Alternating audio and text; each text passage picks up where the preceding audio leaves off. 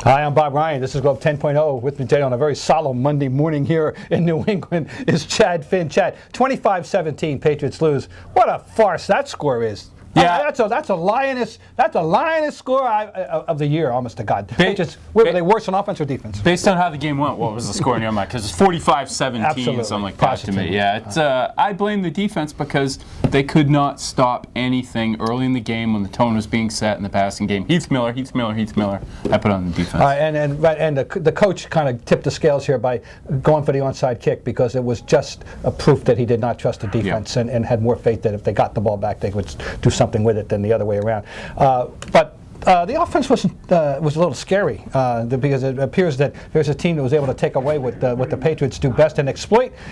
I hate to say this myself but I hate to exploit the fact that they don't have that deep receiver.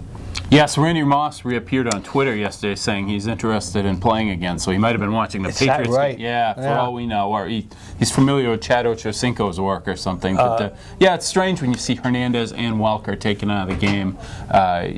When I watched Gronkowski, I wish Brady would force the ball to him a little bit more, but they didn't really do that either yesterday. No, so but the speed receiver is not. They put Taylor Price in the game, and hoping that might be the answer. Obviously, that's not the answer. Ongoing though, the defense is because the fact of the matter is that I'm going to say that. Here's what I'm going to say: as bad as it was, they gave up 23 points. Forget the last two, right? So I forget that. Okay, they forced them into field goals as the game went on, time and again, once again proving that their red zone defense remains pretty good. It's that middle of the field, that third down defense. But the fact is that if they score anywhere near the normal amount of points, they still win this game.